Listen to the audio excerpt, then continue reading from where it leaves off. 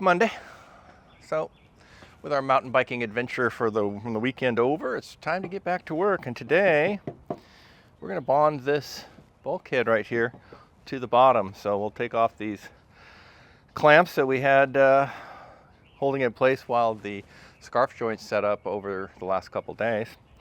And we're going to start by gluing this down with some epoxy, and then we're going to build a cove on either side, and then we're going to lay two layers of fiberglass onto the beam here and let that set up, and then we're going to work on putting the top on and get this thing sealed up. Off we go.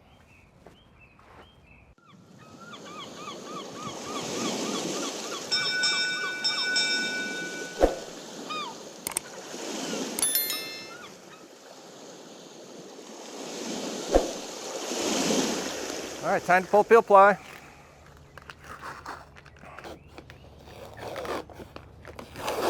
Come this way.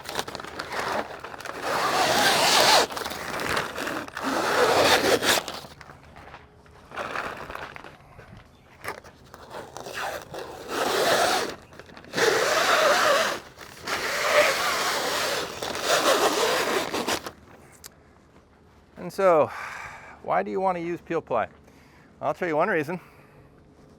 Oh, a couple of reasons. One is how clean it keeps the surface. You don't want to pull this until right at the end, because stuff out here we pulled earlier, and you can see how dirtied up this all is out here. But fortunately, we don't need to bond to that. We need to bond right here in the center, and this gives it a texture that is ready to be bonded to. It's you can just feel it on here. It's very rough texture on it, and it also keeps it clean, so the surface is ready to go. And it also has pulled a little bit of the excess epoxy out if there were any spots. So there's a lot of advantages to using Peel Ply, and also keeps all the rough edges off. There's nothing to sand, nothing to be sharp or anything. It's all nice and smooth, but with a texture on it, so it's great. We're gonna put our board down, clamp it down, and then we'll work on the cove. So one of our viewers has, actually several of them, have suggested that we use cake batter bags or frosting bags to spread out our bead of epoxy. We're not sure if we like that idea, but you know what? We're going to give it one try right now.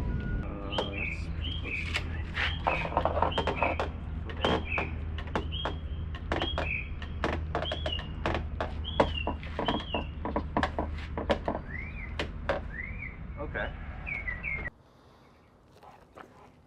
We used the cake batter one, and that was a big mistake. It got everywhere. We much prefer the Ziploc bag, which doesn't have anything come out the back of the bag ever. No matter how tight we try to roll up that cake bag, it's just all over the place. Ziploc bags are thicker. They're sealed up so nothing pops out. And they're dirt cheap. What's not to like? So I'm putting down the initial bead. Brian's following with a 50mm curved edge to put the rounded cove into it. And I follow him, pick up excess, which I will transfer down so that he can do the lower part.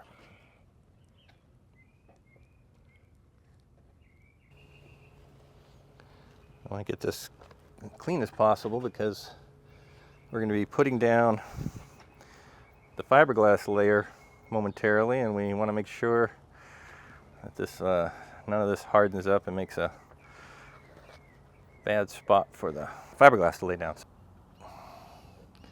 Show how much epoxy we wasted on the first one with that bag. We have extra on this one for the other half. You know, can you get underneath it there? Effort to do so. Let me get some of it, and you can get the part I can't reach, because this really cleans up this big flat surface.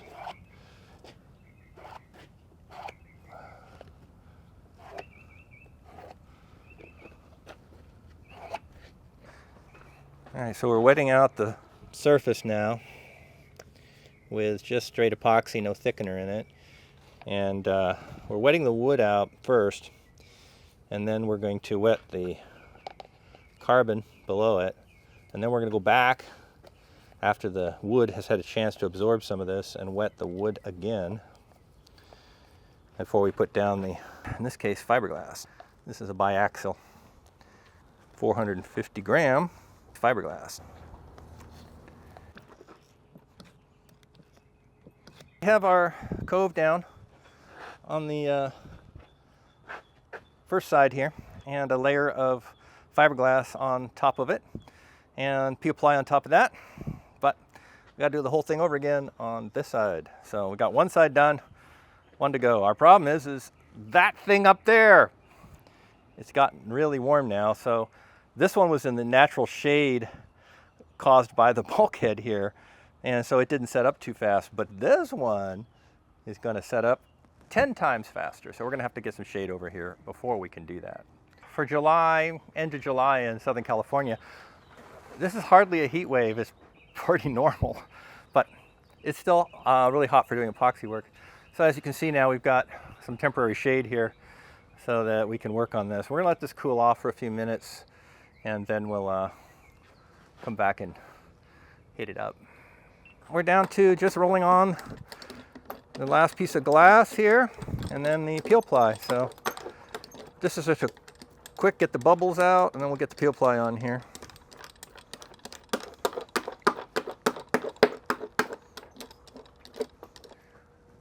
All right, so we've got our fiberglass and our Peel Ply, and it's all set.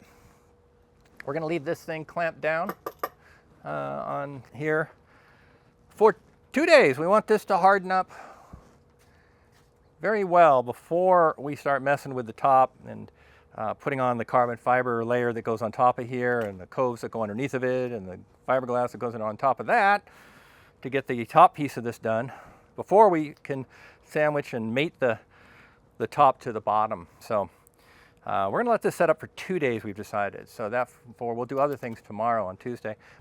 A good day to you all. Today we got here a little early and trying to beat the heat. So we can't really use power tools yet. And so we started thinking about what can we do while we're in this quiet time for the neighbors. And so one of the things we could do is start working on the lamination of these bulkheads now that we have our Cyclamen laminating epoxy. So the first thing that we're doing here, and you can see Brian's pulling the Peel Ply, we're only gonna peel it back far enough for just the laminated area, but we'll leave it on the areas that we don't need to work on. That'll protect them from dirt and grime and such for later. So we'll pull this Peel Ply, and then we're gonna lay 2 different layers of 2 different types of cloth on here to strengthen up this part of the panel. So that's what we're up to right now. So we're gonna go. Yeah, we go to here and that diagonal there.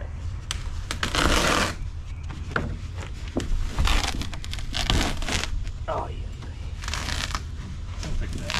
Yeah. We're just gonna go ahead and take this back to here.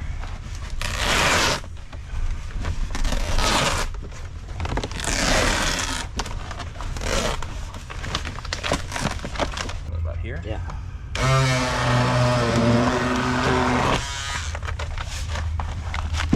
Take this. Throw it away.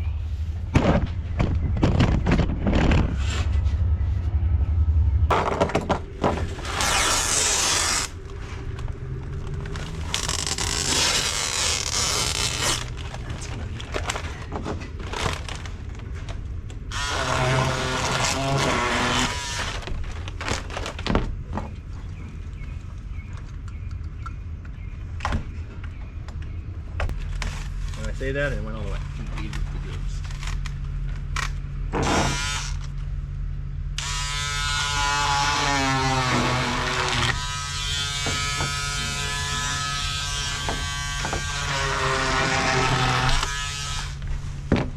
All right. Moving on from working on the lamination of the bulkheads, we're also going to do some other work today because right now, we don't want to work on that forebeam because we want that to set up and get the epoxy very hard on the bulkhead that we put through the center of that. And while that's setting up for the next day or so, we need to do a bunch of different things. So we worked on the lamination of the bulkhead, but now we're going to start joining these long panels. And today we're going to start with hull 3, which goes all the way down there, and then this piece goes all the way down there. And these pieces are around 25, 26 feet long, and in meters up here. And which is beautiful because it's one of the things we like about Advanced Material Solutions is that instead of 8-foot panels that we had to seam over and over again for these long pieces, these things are one piece that's so long that we only have to have one biscuit put in here, and that's it. So these are much stronger because we don't have so many divisions that we have to seal up, and a lot less work, frankly.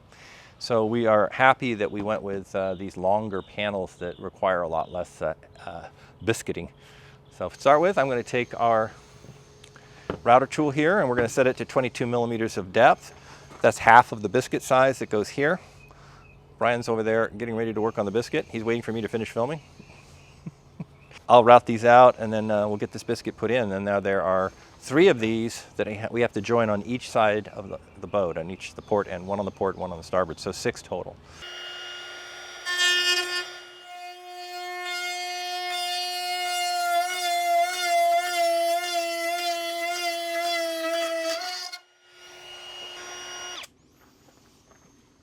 Now I need to adjust the top of this. So loosen up our tool here and take it down a little deeper. Give it a test.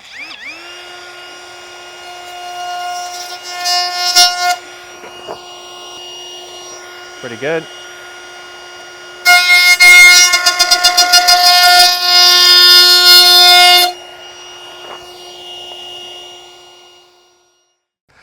We did the port side, now we're doing the starboard side of hull number 3, putting our biscuit in. So the first thing we need to do is get some epoxy inside the gap here. So we're just going to use a little paintbrush to get in here and wet this out sufficiently. And then we'll wet out our biscuit as well. I'll just do it right in the cup. Okay. Now it's good and wet. We're going to insert it in here.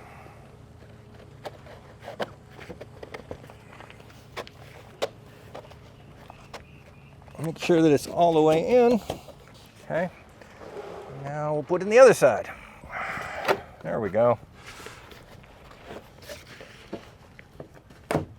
There we have a sweet fit. All right. That's perfect. Don't touch it. So we'll put some plastic down, get a brick on there just to hold it flat. It's good. Brian's pulling the Peel Ply off, and as you can see, it's leaving a nice clean cove along there with the fiberglass on both sides. And we're going to go ahead and take our carbon fiber strips that we prepared the other day, put it on top of here, put coves in, and glass that part in, and that'll be ready to put once it's cured, to put the top of the forebeam on and seal this baby up. So Brian and I have gotten deck 4 piece out, which goes all the way down there, and the other side, the starboard side, is here as well. So we're gonna go ahead and put biscuits in today down here. So they will go there and there. We didn't finish up doing the laminating on there because I needed to order a pump for our flow bin, so that's coming today, so we'll get to that. But it's coming along, and today we've got a lot of work to do today. We've got to put these 2 deck 4 pieces together. That's not a big deal. But then we're going to finish up putting our cove on top of the forebeam over there, and that's a whole bunch of work. So we'll get to that and get a bunch done today. Hopefully before it gets too hot, because it's going to be 102. Right now it's coming up on 8 a.m., so it's still cool enough. Now we need to prepare this carbon fiber strip that we did to bond to the top of the bulkhead. So that means we got to pull the peel ply.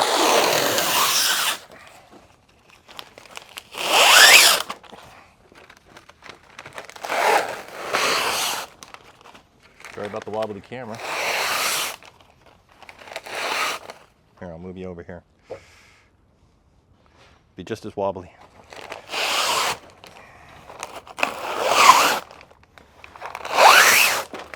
It's going to be putting a bead of epoxy down on the top of this board, which we just wiped down with alcohol, so it's clean, both sides. And so we're now mix up a batch here, and we'll take this strip of carbon fiber and glue it to the top of the bulkhead. Okay, we just got our bead of epoxy down on top, so now it's time to put the carbon fiber strips on. Not touch yet. Now you on your end? Good. All right, let's center here.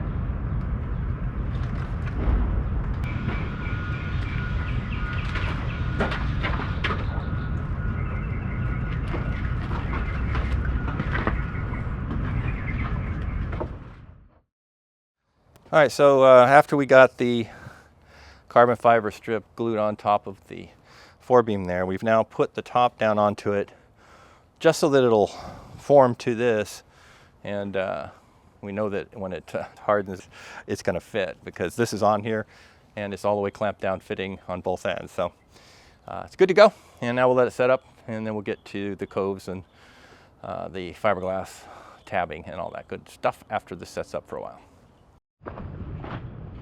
Well, we didn't get quite as far today as we'd liked because it's just too hot. So the top of this is on, ready to go. Friday we'll come back and we'll pull the peel ply off of here and work on the coves and such. But we did get these two panels from the decks, the biscuits in, and that's currently curing. So those will be done by the time we get back here on Friday, because tomorrow is Thursday, and Thursday is one of our 2 days off, Thursdays and Sundays. And so what do? I'm gonna go home and collapse and rest. Nope. I'm getting up at 5:30 in the morning and going scuba diving tomorrow. See you there.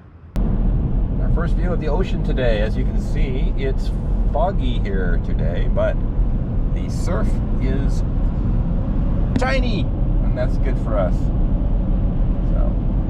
Should be a good day. So today we're diving Crescent Bay, and here we are. It's just a slight bit of fog out there, but the nice part on a weekday, like this is Thursday, is that we got the first parking spot, so an easy walk, and then we have to go down those stairs, but that's about as short a walk as you're going to get in Laguna Beach. So awesome day to start diving from close to the beach. Today I'm using an Apex Black Ice BC. Got quite a bit of lift to it, which I like. Gets my head a little higher out of the water there.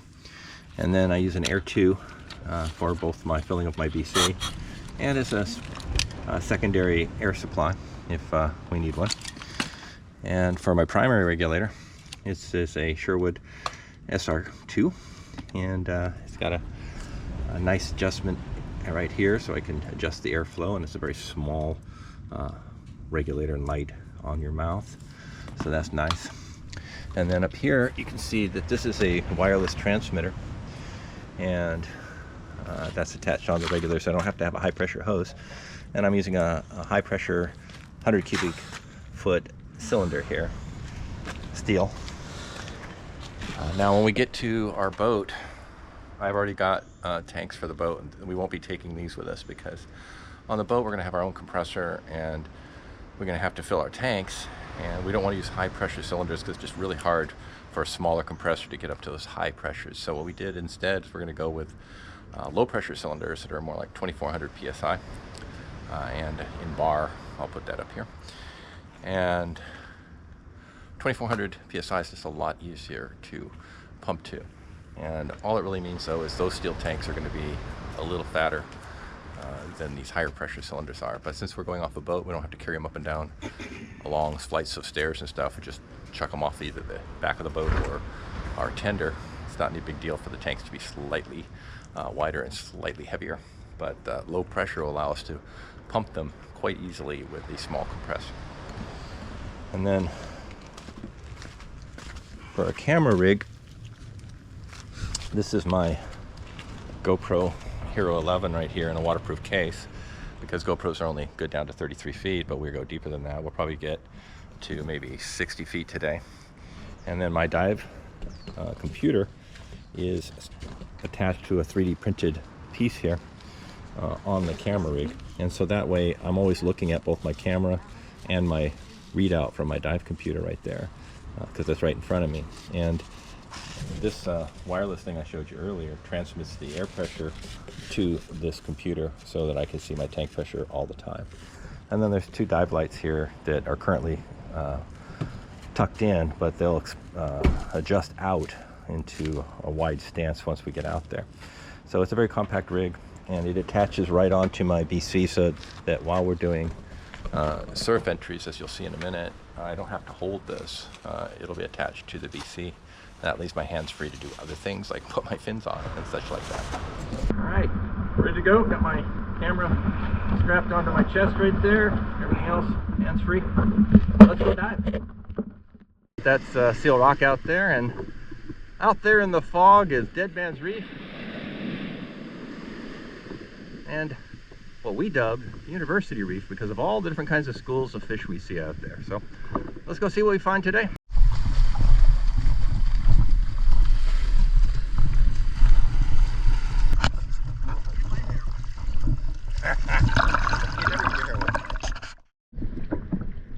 Yeah, we're just about out to where Dead Man's Reef is. You can see how far a swim out it is to here.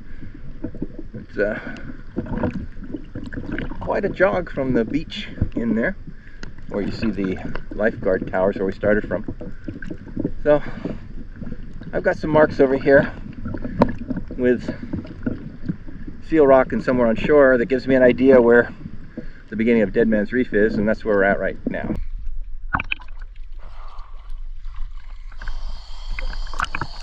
Well, dropping down, we can instantly see that the visibility today is going to be about 15 feet, which is not terrible for Laguna. It's a little better than average. And right away, Brian spots an abalone shell with a black-eyed goby hanging out inside, so he pointed it out, and I took a quick shot here of this little fish. Then I moved on. I've got my camera rig lights out now, and that gives us some color on the reef, as you can see, with these Garibaldi, which are the state saltwater fish of California, and they're protected, so they know it and are very brave. We move on through the kelp forest. That's Brian again, and he's just using a straight GoPro today. Now this is a sheephead juvenile, and they look completely different at this age than they do later, because they turn to female, and then later some of them turn into males, and then when they go to male, they look like this big fella. And completely different coloration. The females are just pink, but the males get these white jaw, black head, and pink middle, and black tail, and big teeth. Change even the shape of their forehead. Moving on, we are headed for University Reef here, and we always find a lot of stuff there. But on the way, I saw this buttermouth perch and hanging around the reef, so went ahead and took a shot at him. And then on we went again. This is me, and still headed for University Reef. And here we are, and as you can tell what I mean by schools of fish, this is a massive school of sargo hanging around University Reef. And they're currently feeding, so they're coming on down to the reef and picking away at various vegetation and such. Having fed a little bit, they are noticing my bubbles, so they're moving on, but as I turn, you can see some blacksmiths going by. We'll school them as well in the foreground there.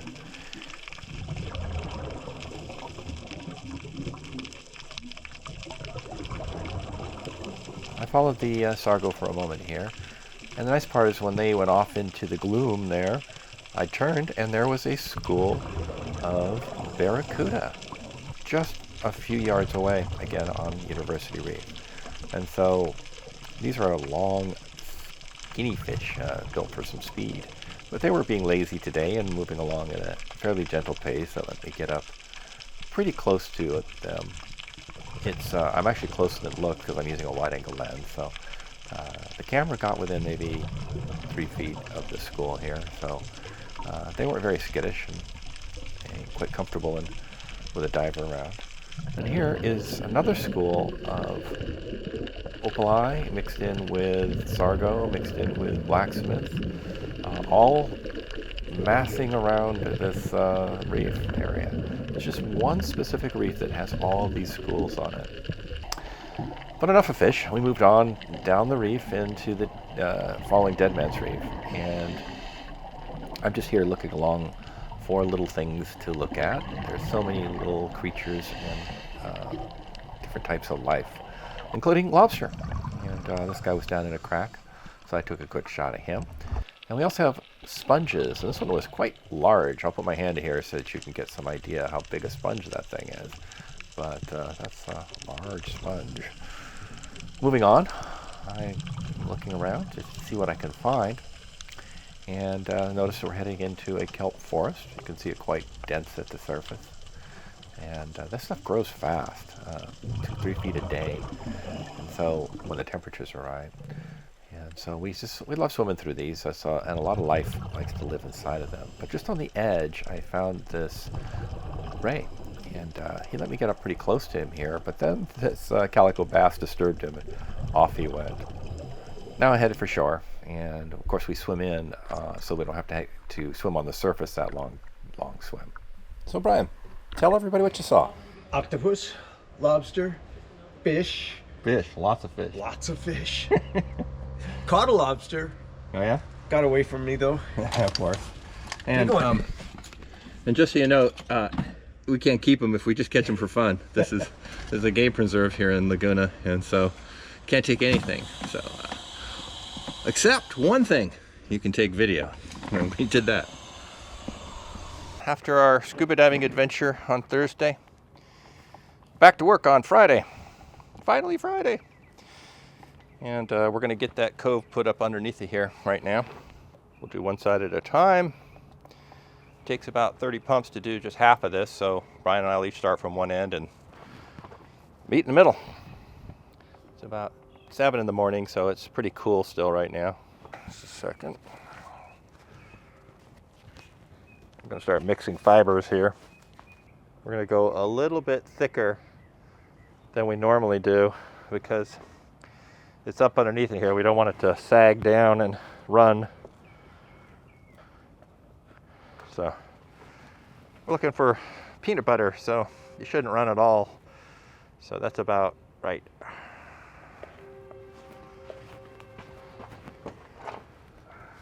I'm going to lose this mask because it's hot with that on.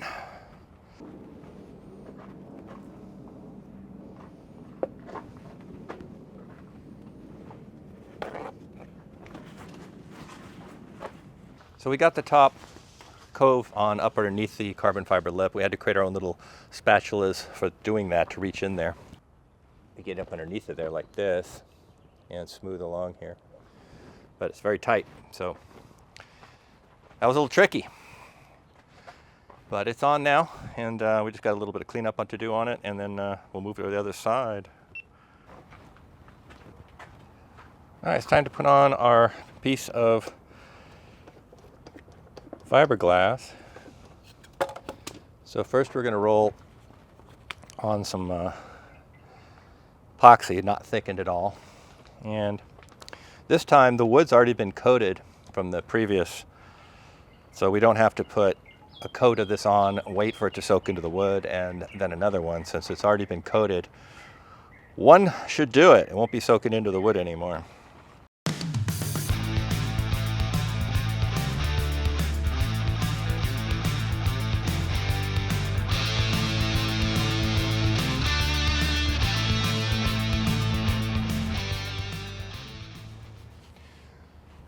All right, let's measure it out. I'm good there. think I'm good there. All right, so I'm gonna go to the middle and work it backwards. You come over here and so you want it to come out pretty close to the outside, but not over it, right?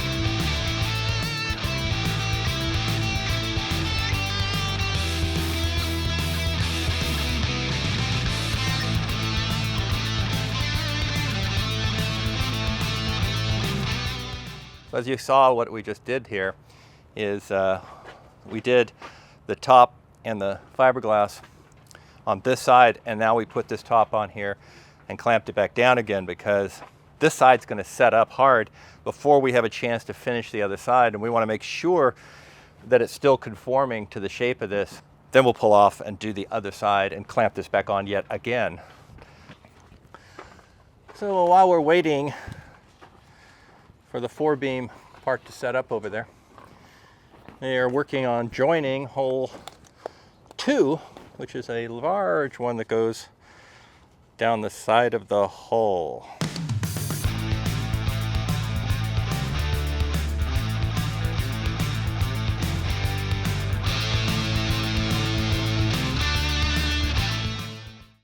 Looking good.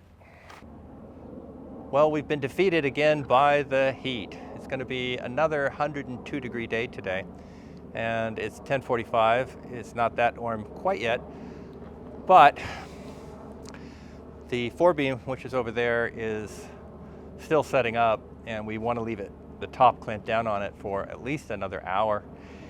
The problem then is the temperature is going to get too hot at that point to do the other side of the Cove and the epoxy for the fiberglass. And we've already seamed together this huge piece here for the hull. And so this is setting up, so we can't move this and do another one of these. It's got to sit here. So pretty much, because we're waiting on epoxy right now, which would be normally fine on a regular day, but on a day where it's going to be 102 degrees Fahrenheit, which is this in Celsius, it's just, we're just going to have to quit early today. And so tomorrow, we're going to do exactly the same thing we did today, because it's going to be 102 again tomorrow. So we'll do the other half of the Forebeam tomorrow, and we'll do the other mirror side of this, because this is port side, I believe, and then we have the starboard version of this that we have to do. So we'll do exactly what we did today, just the other side of that Forebeam and the other side of the boat for the whole piece.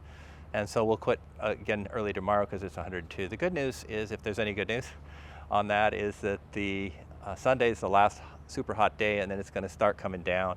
And by next weekend, it'll be a less temperature, according to the weather report currently. And that means that we're going to put the basalt onto the hull. So we've got a whole team of people coming a week from Saturday, and we already have, I believe, between 10 and 12 crew coming to help us put the basalt on here, because we got to do 3 layers of that 50-foot hull, and we got to do it all in that one day. So we had to have a big crew, and so they're coming a week from Saturday, which is tomorrow. So 8 days from now, we're doing the basalt onto this hull. So looking forward to getting that done, and then we can get on to fairing. All right, well, this is set up long enough. It's time to release these, well, clamps, I should say. Oh, it's good we had that on there. This is very stiff now. Not going to move, which is what we want, but it also has to come down on there. Now the other side is still flexible because we haven't put fiberglass on there yet. But once we fiberglass that today, it's going to be stiff as well. So as soon as we get the Cove on here and fiberglass it, we'll put that top back on there so it keeps its shape. We're on the second half now. We already did that, so we'll meet in the middle again. I'm going to start from the bottom. Brian will come from the top up there.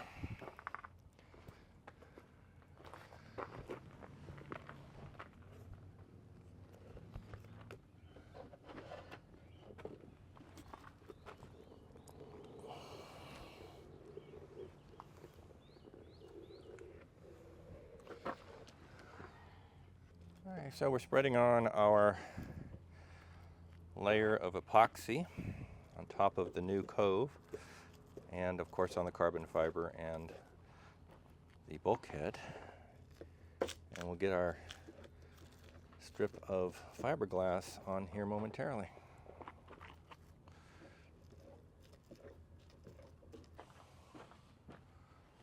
Okay, I'm good on my distance. I need more here. Well, we've got a lot more. All right, that'll work for me. All right, let's go to the middle again, do the middle out.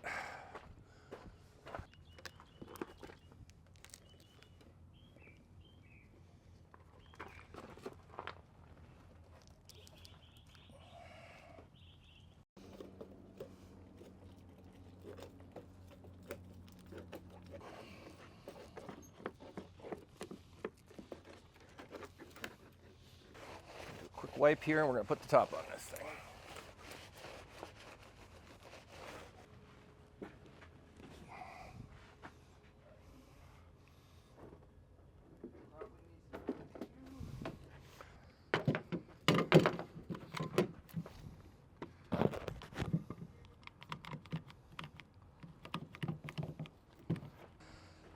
All right, so that was the final glassing on the inside of this.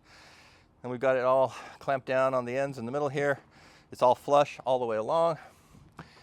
So when this sets up, it'll be formed exactly to the top here. And we're ready to seal this baby up completely. Next step is put epoxy on it and seal it up permanently. Looking forward to that. Tired of this thing, ready to move on to other stuff.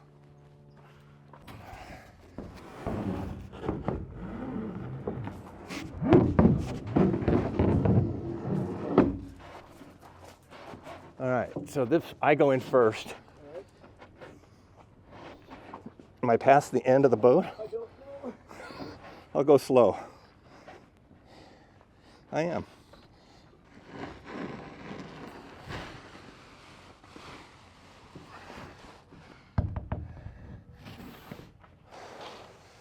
Let's get this all the way on for now. We'll move it back later because I don't want to break this when we bring the other one out.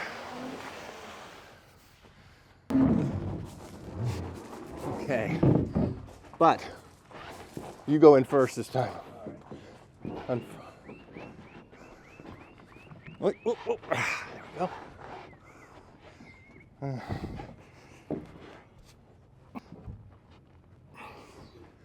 Back. I see it. Go ahead.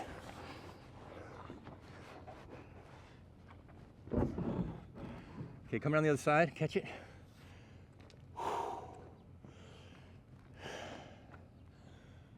By the way, this is very heavy for foam.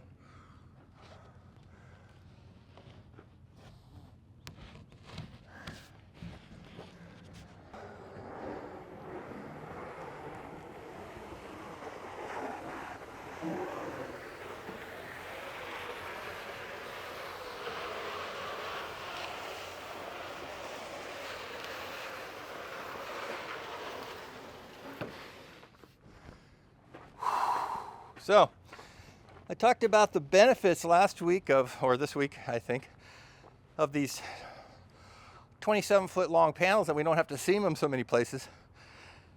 The downside is, of course, with 27-foot pieces, they're pretty heavy at times. So, and once we seam that together, it's a 50-foot piece approximately, and it's going to be really heavy. We'll need more than Brian and I at that point. Earlier in this video, we did the seaming of hull 2 from the port side, and now we're going to do the hull 2 from the starboard side, but we already showed you how we cut a biscuit and put it in, all that good stuff, so we're not going to do that to you again. We're just going to put our biscuit in and move on.